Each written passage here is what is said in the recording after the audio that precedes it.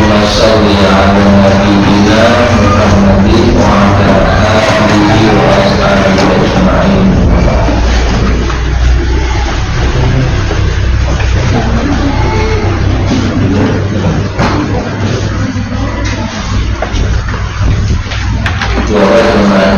Allah Subhanahu wa ta'ala, alhamdulillah, bersyukur kepada Allah Subhanahu wa ta'ala sore hari ini bisa bertemu kembali. Allah melanjutkan belajar kita masuk di bagian kedua dari buku yang kita pelajari ini, isi dan misi hidup seorang muslim.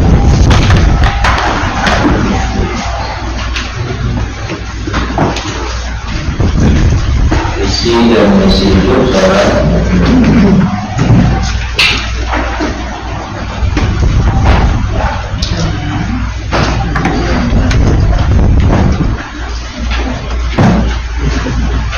Baik, kita masuk di beberapa misi hidup. Ya, itu Allah yang sangat mengatur hidupnya. Misi hidupnya maksudnya sudah saja beribadah sampai akhir tiba, kemudian berhubungan hidup, cara hidup, kita hidup, dan berhubungan termasuk di halaman 33 pengantar pelajari misi hidup dan sebagainya tadi. Pengantarnya adalah satu pemikiran bahwa sebagian manusia mengira hidup hanya sekedar tidur, makan, minum, bekerja, senang-senang. Sebagian orang menganggap itu hanya untuk makan, tidur, minum, bekerja, tersebut. Ini anggapan, perkiraan, ya, persepsi, atau anggapan bahwa manusia mulai dari lahir, kecil, dewasa, tua, dan yang meninggal begitu saja tanpa ada tujuan yang pasti. Sebagian orang mengatakan biologis ngalir wae, tidak punya satu tujuan khusus, pokoknya mengikuti umumnya. Jadi yang mantap ya rasional. Nah, kemudian disampaikan koreksi terhadap anggapan tersebut. Anggapan ini kekeliruan yang fatal. Kenapa dipandang keliru? Bila keliru karena bertentangan dengan akal berpikiran manusia, juga bertentangan dengan hikmah penciptaan manusia. Karena Allah menciptakan manusia untuk memakmurkan bumi dan beribadah kepadanya. Kemudian berdasarkan ayat Al-Quran yang menjelaskan untuk apa manusia ini dihidupkan dan diciptakan oleh Allah. Di surat Al-Qiyamah ayat 36 Allah berfirman, ayah sabul insan, ayah sabul, apakah ya sabul mengira al-insan manusia, apakah manusia mengira ayyusroka, bahwasanya yusroka mereka ditinggalkan dan dibiarkan sudah, ya, begitu saja tanpa ada tujuan yang pasti. Alhamdulillah. Kalimatnya untuk membantah anggapan. Apakah manusia mengira dia dibiarkan begitu saja? Sama seperti di surat Al-Mu'minun ayat 115. Apa pasti betul? Apakah kalian mengira annama, bahwa sesungguhnya Allah karena kami menciptakan kalian abatan, main-main saja, tidak ada tujuannya. Wa annakum, dan bahwa sesungguhnya kalian ilaina la turja'un, tidak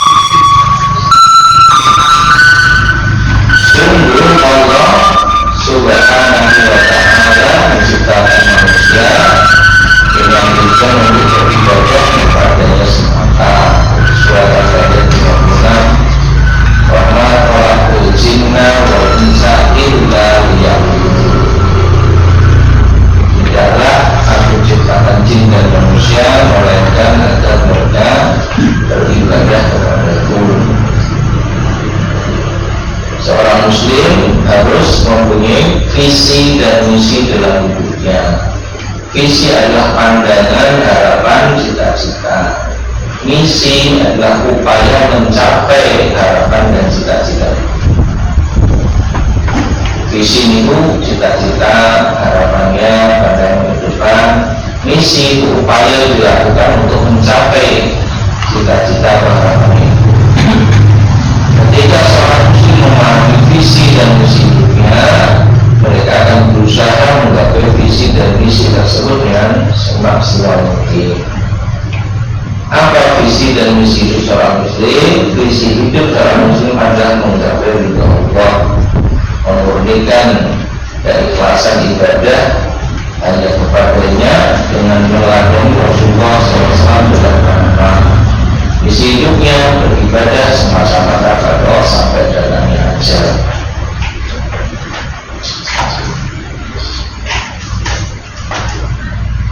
Visi, pandangan,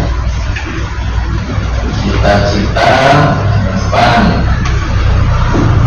Visi, upaya untuk mencapai tadi cita-cita dan harapan tadi.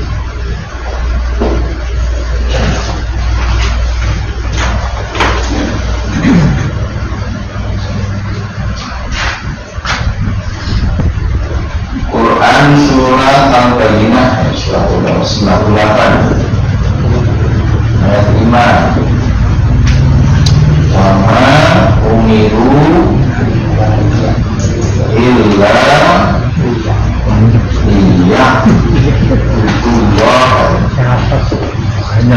wama umiru illa liya'budullah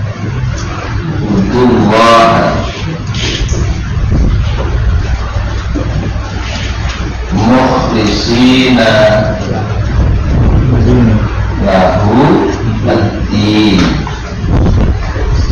hunafa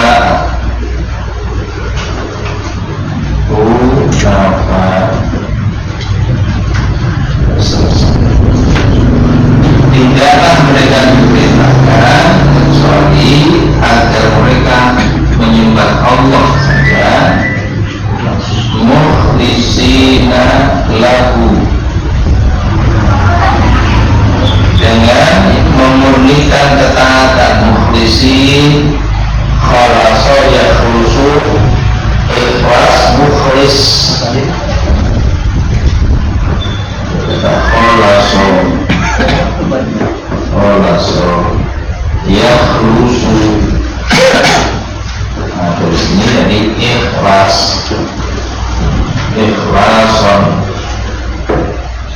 khalaso yakhlusu, ikhlason.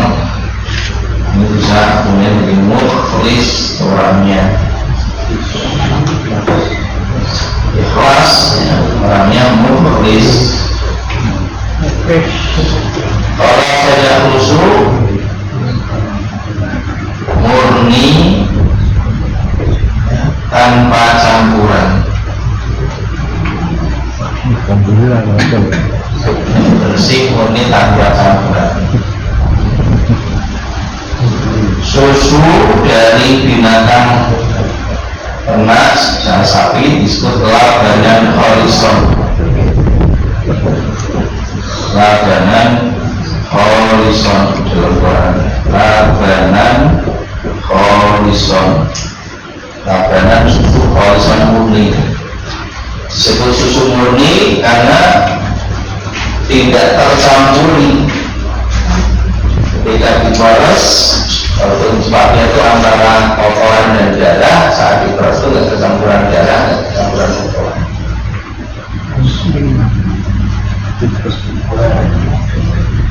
Nah, ikhlas kemudian dimaknai para ulama bersih murni tanpa campuran, semata-mata mengharapkan keridhaan Allah. Orang juga punya mitos ya. Orang pakai lama jam, kelas sudah selesai. Kalau bersih.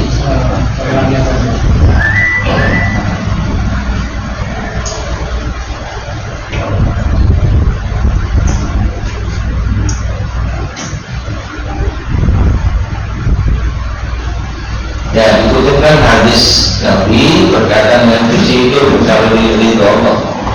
Dari Abu Sa'id Al-Khudri radhiyallahu anhu, Rasulullah SAW bersabda, Innallaha tabaraka wa ta'ala, sesungguhnya Allah tabaraka wa ta'ala yaqulu, dia berfirman di ahlul jannah, kepada penghuni surga, ya ahlul jannah, wahai penghuni surga, fayaqulun, lalu mereka para penghuni surga menjawab, labbaika rabbana wa sa'daik, kami beri panggilanmu dengan penuh sukacita selalu.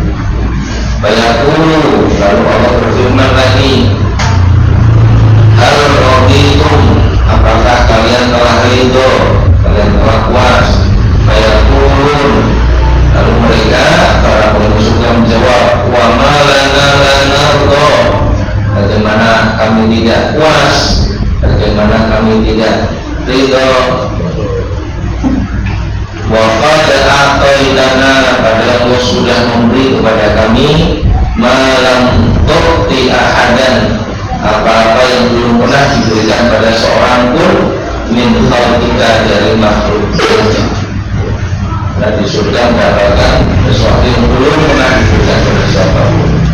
Fayaqulu, Allah berfirman, ana u'tikum afdala min dzalika, aku akan berikan kepada kalian yang lebih dari itu semua, afdala, yang lebih utama, min dzalika, dari itu.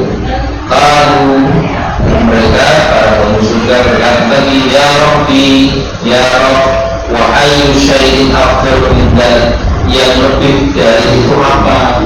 Dan bagi kami sudah puncaknya.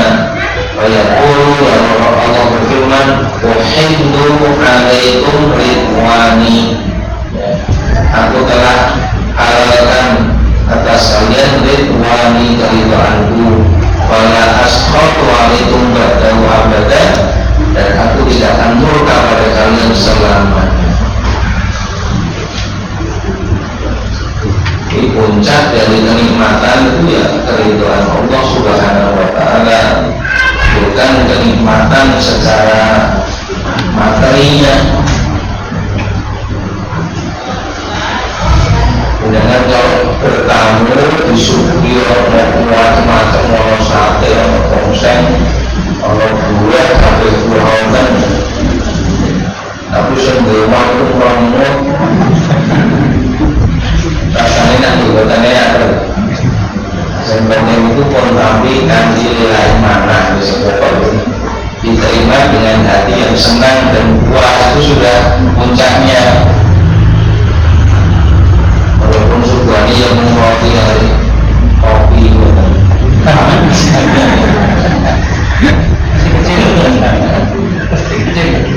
saya bukan itu ilahin semua. Jadi keridhaan Allah ini lebih dari segala kenikmatan yang lain.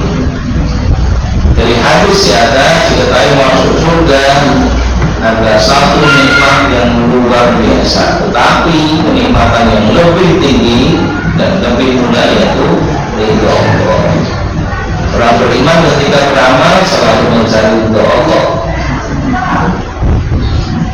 Nah, ini yang kadang-kadang belum dipahami dan belum resap dalam kesadaran seorang muslim.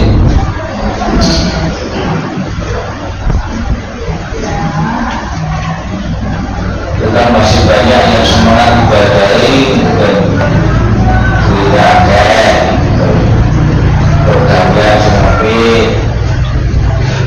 sama sekali tidak masuk dalam pikirannya sepatus berselok dulu dan kamu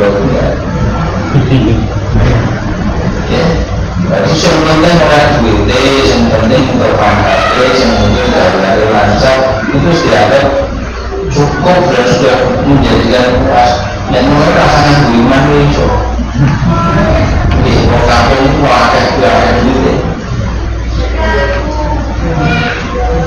Maksudnya kalau pemerintah apa itu terus nempak bedanya mungkin ke kanan. Kalau itu yang membuat kita ridho, buat kita senang, puas, itu akan beriman itu.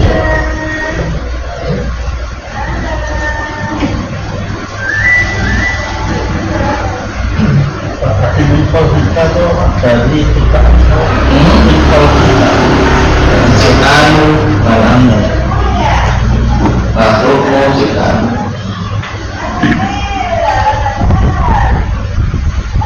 Ya kan? Cuman untuk benar-benar berharap keridhaan itu hanya bisa ada, bisa muncul, bisa kita bisa sangat berharap ridho kepada Allah dalam ini hanya jika kita mencintai Allah. Karena orang yang berharap ridho ya itu orang yang terlibat dalam hubungan cinta. Dia ingin diterima sepenuhnya oleh pihak yang ia cintai. Nah, kalau kecintaan tidak ada, maka sudah pasti tidak akan pernah muncul harapan untuk mendapatkan keridhaan. Sementara kecintaan kepada Allah tidak mungkin akan kita miliki kecuali kita beriman dengan benar. Nah, berarti koreksinya hikmahnya kalau orang soal menimbulkan kerawas-kerawas dan Gusti Allah. Dan orang beriman itu asyadul hubban, sangat besar cintanya kepada Allah. Allah sakuna minna walladzina amanu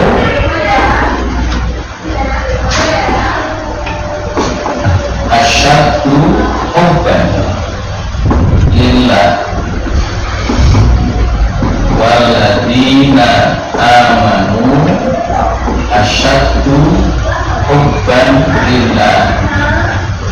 Dan orang-orang beriman amat sangat cintanya pada Allah. Salah satu indikasi benar dan kuatnya iman itu, nah itu kita merasakan wastos pada saat kita bisa merasakan cinta kepada Allah.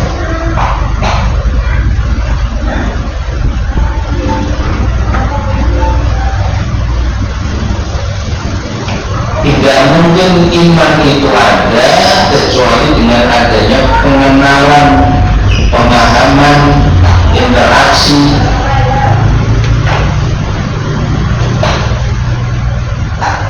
Terus sudah setelah kenal, terus kemudian mulai interaksi itu nggak boleh kulino gitu kan. Within personal sekarang bisa kalau lama saya gitu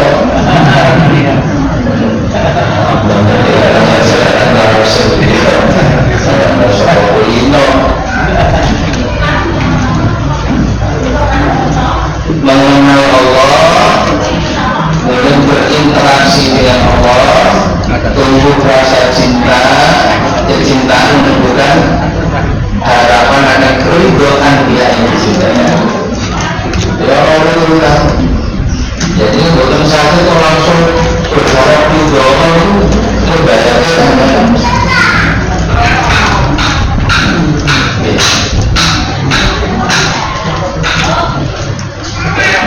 Hanya bisa berharap ridho bagi orang yang punya cinta.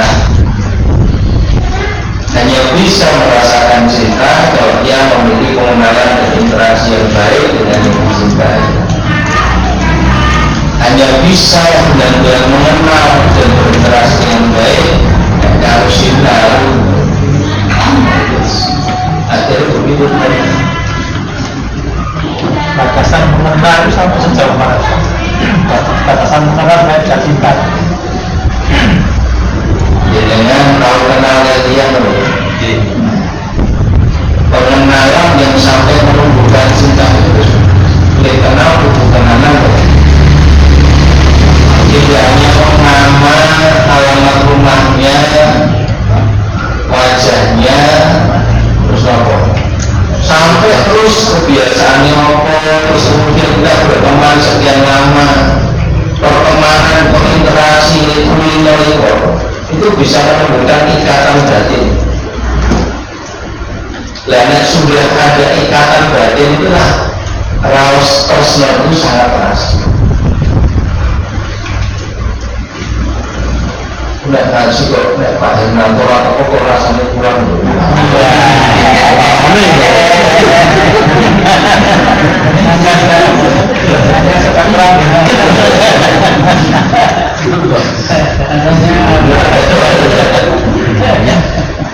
Karena sebab kuliner saja menumbuhkan rasa cinta.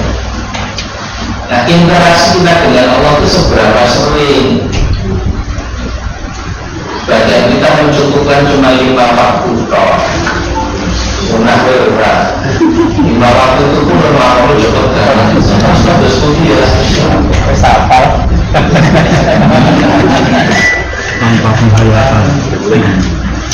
Tidak hanya durasinya, tetapi juga kualitas interaksinya.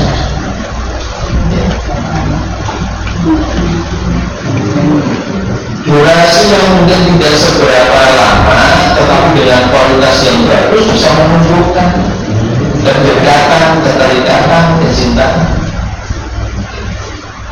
Dan dengan cinta itu mau 1 jam, tapi kalau kita berkualitas itu lebih berdampak.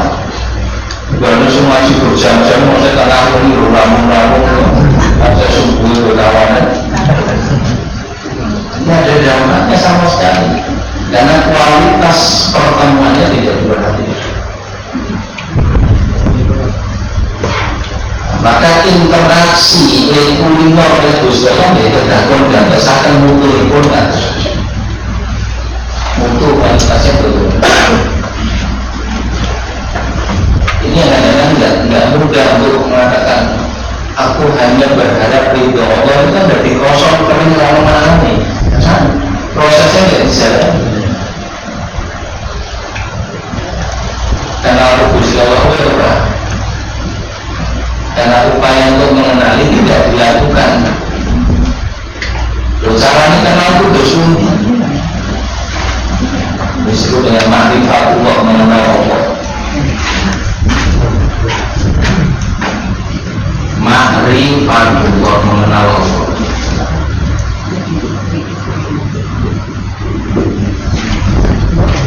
Ada caranya yang disebut dengan at-thariqu, at-thariq,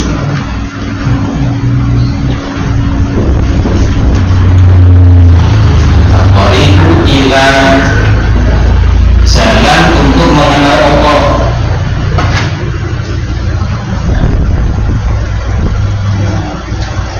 Kedua, 1, pengenalan langsung oleh Allah kepada hambanya. Itu saya jenis langsung nabi pulau, misalnya hambang, terus berikut anak jadi mengenalkan langsung atau melalui ciptaannya. Pengenalan Allah secara langsung melalui nama-nama dan sifat-sifat Allah.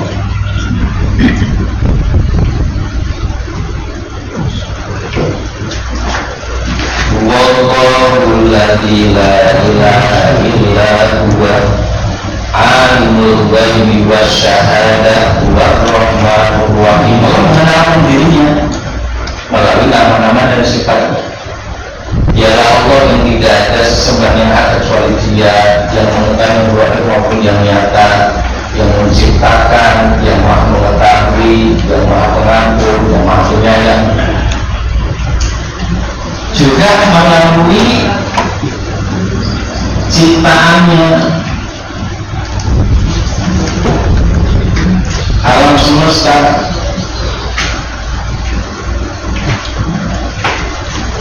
Di dalam kitab ya silakan. Mencintai itu kan berarti kan kaitannya juga dengan hati. Kaitannya apa? Dengan hati. Ya, ya kan. Sementara hati juga terkait dengan cinta laku. Nah, kita mau gapai ridho Allah kalau masih tingkah laku nggak bisa, berarti hajinya tidak benar. Misalnya tadi kita membahas masalah riba, Ya. kita mau menggait ridho Allah tapi masih hutang di bank. Ya. Ada nggak kaitannya itu dengan ridho Allah? Ya. Allah ridho, rela, puas menerima itu kalau seseorang yang mengharapkan keridhaan Allah itu melakukan hal-hal yang Allah ridhoi. Kalau Allah melakukan sesuatu yang Allah larang, Allah murkai, nggak mungkin Allah akan ridho.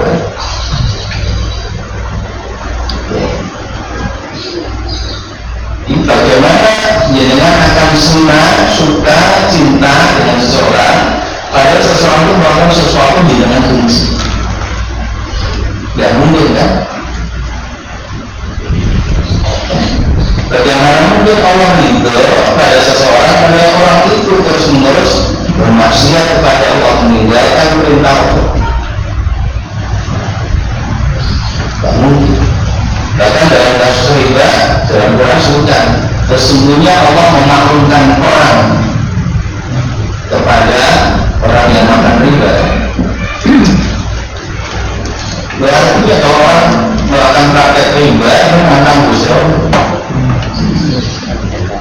Kalau yang bilang Allah itu selama ya sudah pasti binasa itu berbahaya. Binasa sudah pasti hancur. Alamat benar.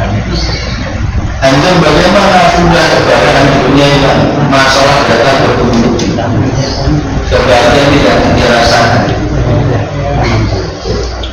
Pun mesti tidak ada sahabat mau melapor negara dan kalah senang dulu.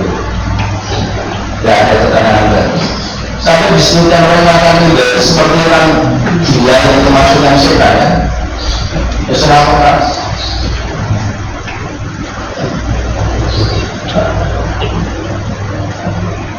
Ya mau cari alasan apa lagi untuk tambahkan juga ya. Ya kalau Allah nggak ridho terus sama apa-apa. Kalau bukan Allah yang diharapkan ridhonya, bukan keberkahan yang hidup yang dia harapkan, maka berharap apa di hidup yang mau sebanyak ini? Betul akan orang penanganan ini masalah belaga ini ya. Hilang kebahagiaan itu bisa sekolah di rumah hilang semua. Jadi kan tidak mungkin mengharap ridho Allah tapi melakukan hal-hal yang justru dimurkai Allah.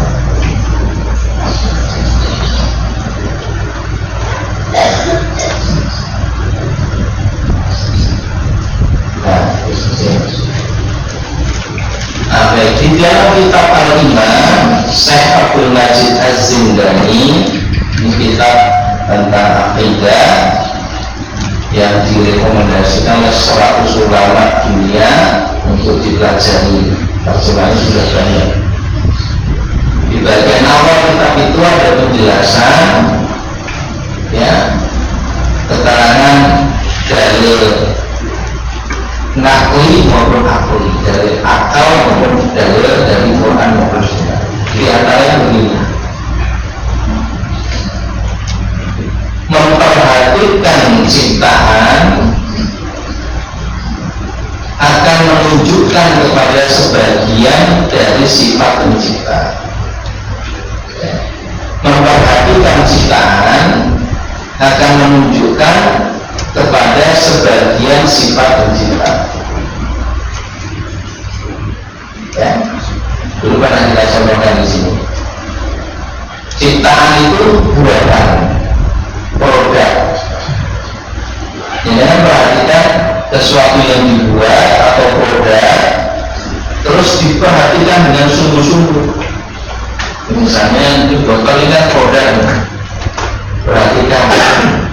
Orang bisa garis-garis tutupnya kok sok kencang kaya ini misalnya diperhatikan kok sing dari kok pinter ya yang kita lihat kan buatan tapi kok Akal kita berpikir yang membuat. Kok yang membuat pintar ya? Paham? Memperhatikan buatan akan menunjukkan kita pada sebagian sifat membuat. Sifat membuat tadi pintar itu sifat membuat. Yang diperhatikan buatannya. Ini yang mau berdoa kalau kok saya jauh pintar ya.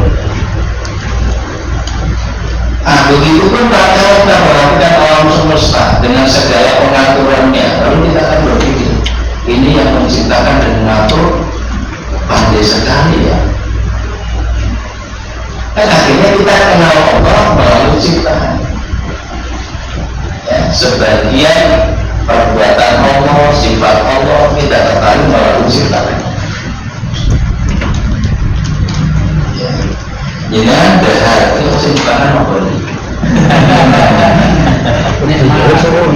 Kita goreng, masih goreng ini. Ini kan makan. Ya. Ini ada gigi, ada lidah, ada air yang diproduksi di bawah lidah kita. Giginya beda-beda nih. Ada gigi seri, gigi geraham, gigi taring. Fungsinya beda-beda. Ada yang motor, ada yang minyak-minyak. Terus makanan tadi kadang-kadang mau berpikir mau senengan. Senator perbuatan semua apa ini? Sudah begitu masuk ke perut, caranya membunuh lebih hilang. Ternyata ada saluran tersendiri untuk masuk ke dalam perut ini. Dalam saluran itu terjadi proses, ya, sehingga nanti akan menghasilkan ono daging, ono kulit, ono tulang. Tentunya dengan saluran itu. Iya, dan nanti ada sisanya keluar sebagai sampah dari tubuh kita. Pengaturannya bagaimana sih terjadi? Manusia tidak bisa melakukan. Memperhatikan ciptaan akan mengantarkan kita untuk mengenal sebagian sifat dari diri kita. Ya.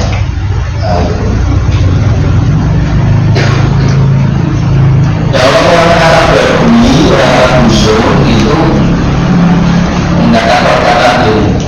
Kalau di sini ada kotoran unta, berarti tadi ada unta di sini. Itu kan pemikiran sederhana, simpel. Dan orang Arab itu nama musuh namanya orang yang tidak tidak di satu peradaban yang tinggi itu bisa paham. Nah, ono kotoran otak berarti ono kolektor berarti ono sapi dua ini. Lalu sekarang ada orang yang merasa mengaku berpendidikan mengatakan alam semesta itu tidak ada penciptanya. Nah, kalau dia berpendidikan, iya, mengatakan tidak ada Tuhan, tapi ciptanya ada. Terus ini orang itu masalah saya mati.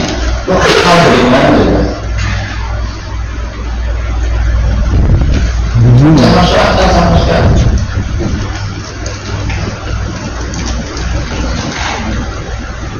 Nah itu ya.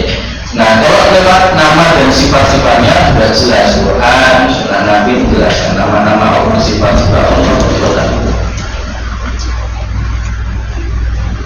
Nah kemudian dari pengenalan ini kita berinteraksi, ya. Membuat satu interaksi kuliner Gusti sebut namanya, resap dalam hati, kerjakan perintahnya, itu interaksi. Interaksi yang dilakukan secara terus-menerus dengan pemahaman yang mendalam tadi, nah mulai tumbuh rasa cinta. Allah masukkan kecintaan kepadanya di dalam hati kita. Nah, kalau sudah ada rasa cinta, pasti yang kita harap yang paling pokok Allah rindu.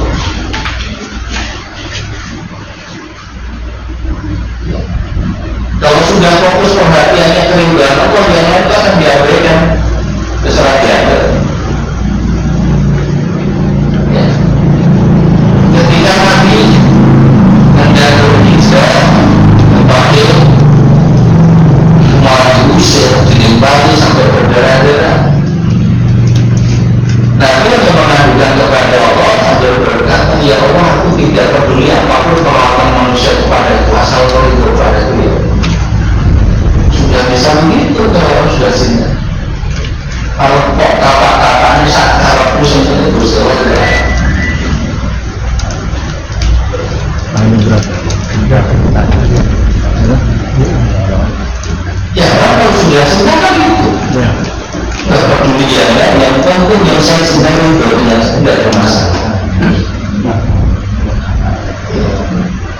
mimpi rawopo.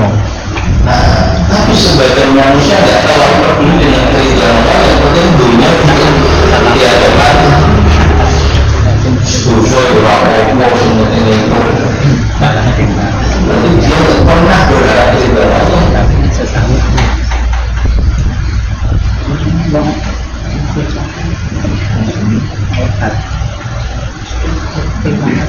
Semestinya setiap muslim itu isinya, cita-citanya, tujuannya adalah keriduan.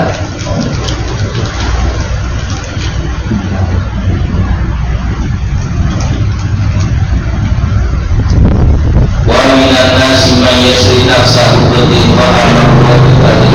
sampai kalau cinta kemudian berharap ridho itu tidak ada masalah bagi dia untuk berkorban apapun. Di ayat 278 disebutkan ada di antara manusia yang rela mengorbankan dirinya karena mencari keriduan Allah.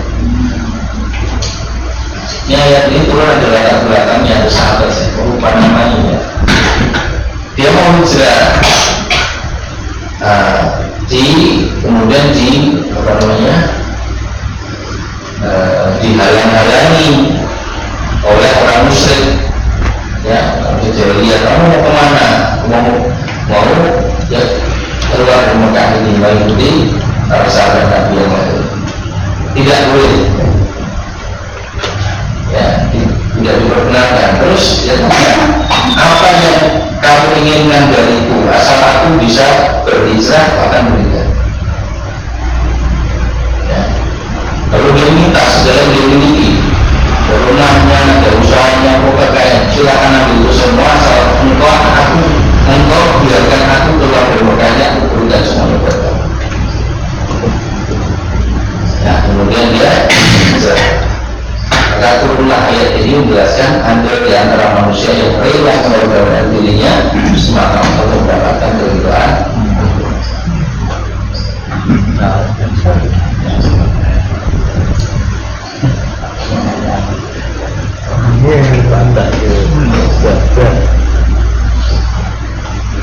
Wallahu ra'ufun bil ibad. Maksudnya Allah Maha Penyantun pada hamba-hambanya agar tidak muncul kekhawatiran.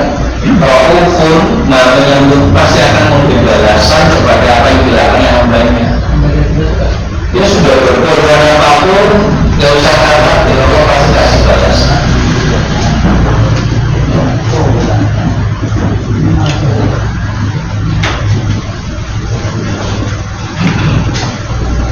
Satu lagi di At-Taubah 72, wa'adallahu mu'minin wal mu'minat. Wa'adallahu, Allah telah berjanji termukminin wal mu'minat kepada orang mukmin laki-laki maupun perempuan. Apa yang Allah janjikan? Jannatin, surga tajri mengalir min tahtiha, dari bawahnya al-anhar, sungai-sungai.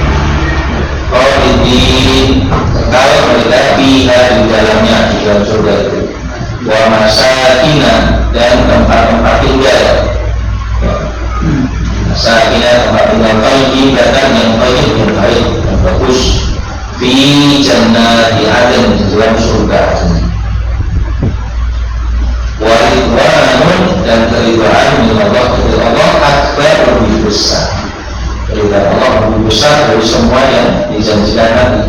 Surga dengan segala kenikmatan, ya, itu tidak lebih besar dibandingkan keridhaan Allah. Dari tahun Fawzul Amin, itulah keberuntungan yang besar.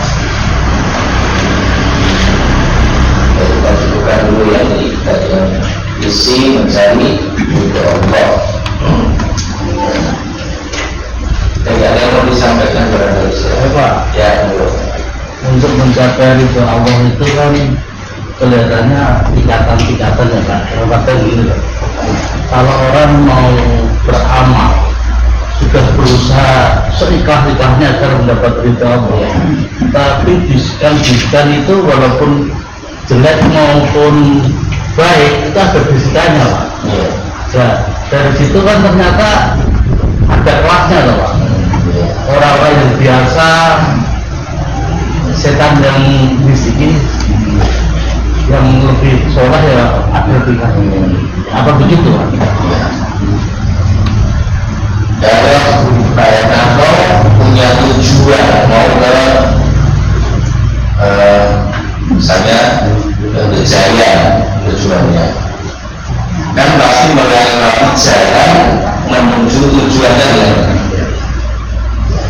Perjalanan dari sini ke Jaya harus melewati beberapa jalan.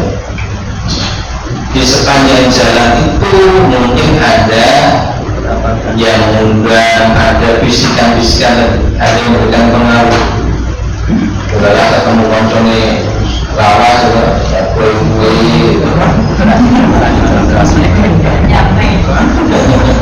bisa kopi susah, sekali aku fokus pada tujuan itu menjadi penting karena pasti ada yang berusaha mengawinkan kita dari tujuan. Nah, dalam hal ini setan akan berusaha membelokkan kita dari jalan yang lurus. Karena sampaikan hadis Nabi ketika Nabi menggambar garis lurus itu, karena ini garis itu, dan mengatakan ada sebuah mustaqim ini jalan yang lurus. Di kanan kiri ini subur syaitan jalan-jalan setan. Setan akan berdiri di tiap ujung jalan yang berbeda itu lalu memanggil kalian. Nah, ini disebut alladzi yuwaswisu fi sudur bisikan-bisikan upaya setan memalingkan perhatian manusia dari tujuannya. Jalannya sudah benar yang dia tempuh, tapi bagaimana agar berbelok, setan akan menggunakan sesuatu yang menarik perhatian manusia. Yang menarik perhatian apa? Dunia dengan segala bentuk kenikmatannya. Karena menarik perhatian, kemudian manusia berpaling mengur, benar-benar ketemu dengan yang disukai, yaitu dunia tadi, lalu asik. Ya. Tetapi ketemu kancane, tidak ngopi, ngobrol ngalor itu, lari.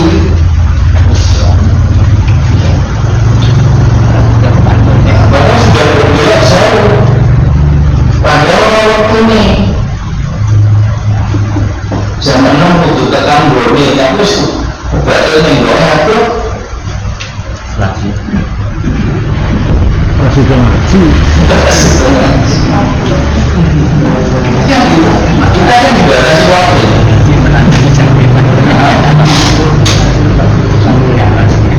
dipengaruhi lah kita dibawakan dari rumah-rumah aku ya nanti sudah sesuai itu kalau dalam contohnya perjalanan kalau kita sudah menghadapi kota Impang itu loh Pak kita sudah memasukkan kota Impang itu tetap ada bisikan-bisikan ya jadi misalnya bisikannya boleh itu aku ya dibisiki gitu yang bisa kita minta itu kakek penjagaan kualitas amal itu mulai dari sebelum, selama, dan sesudah. Karena setan selalu cari celahnya. Kalau sebelumnya dia gagal, dia akan goda selama amal itu dilakukan. Gagal lagi dia akan menggoda lagi setelah amal itu dilakukan. Ya. Setelah melakukan amal kan masih ada godaan setan. Apa? Kita diprovokasi untuk cerita agar dipuji, dihormati, dianggap dan dilakukan. Lalu begitu saudara ini bermati berada, jangan kamu hapuskan para saudara kamu dengan menyebut-nyebutnya dan menyakiti hati menerima. Jadi sebelum beramal, selama beramal, setelah beramal jangan terus.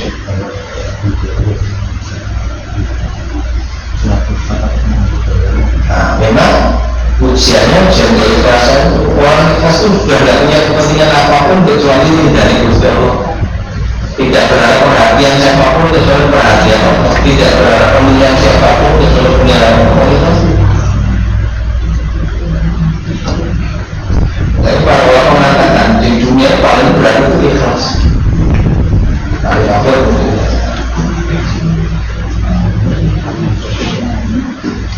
Dan kalau sudah mencapai itu, setan raiso ngomong-ngomong Nah,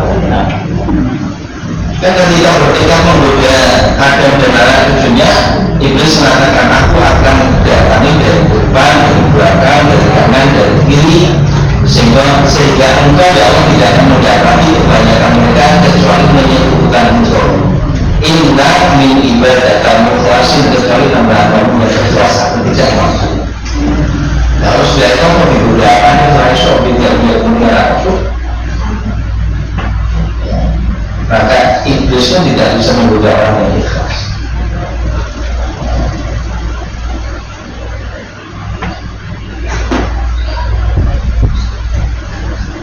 Dan Bang Rizal itu menuliskan di kitab dia itu, semua orang binasa oleh orang yang berilmu.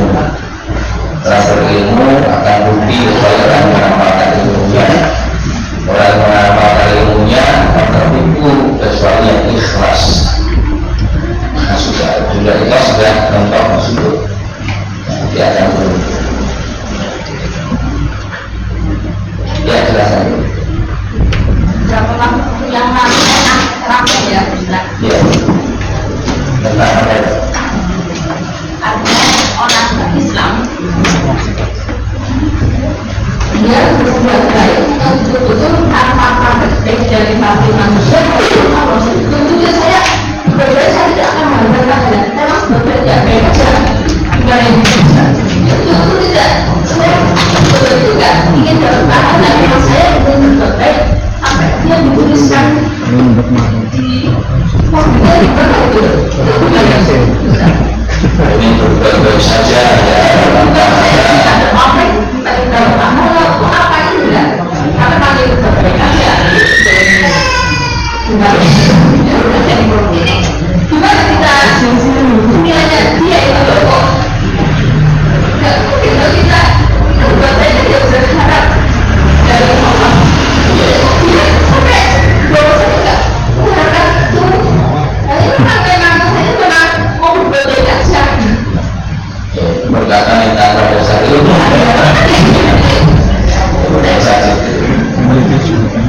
lalu apa yang didapatkan sementara dia dilakukan ada persidangan amal yang selamat hanyalah orang yang berharap ridho Allah, kebalasan dari Allah saja.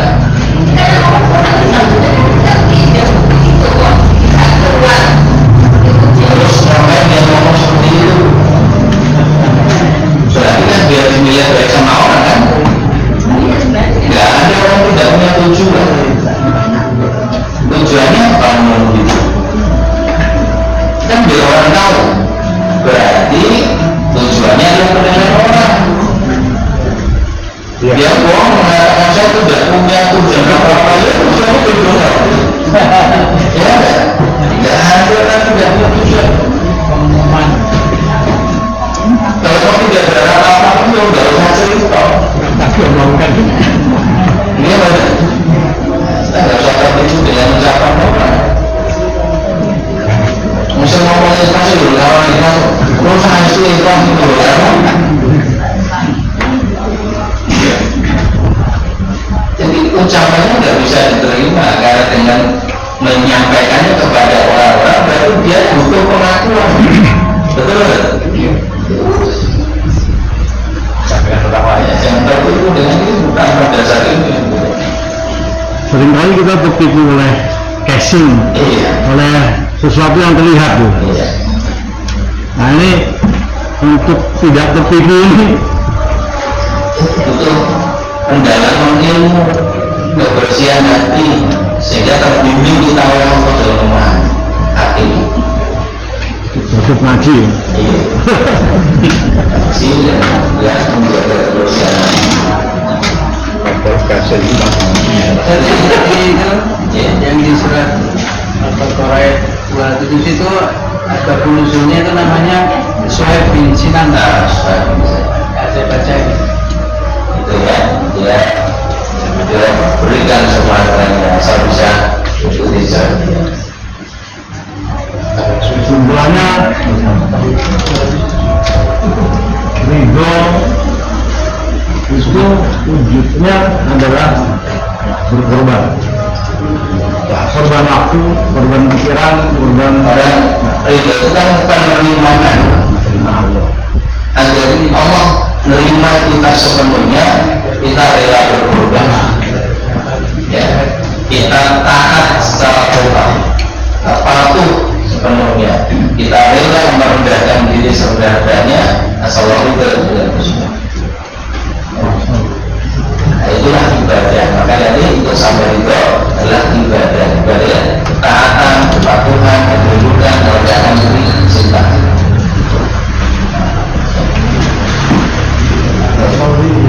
Rob bisa benar, Ya, asalnya Rob bisa benar. ya, bisa untuk. Sudah hampir kita terlebih dahulu dengan bacaan hamdalah.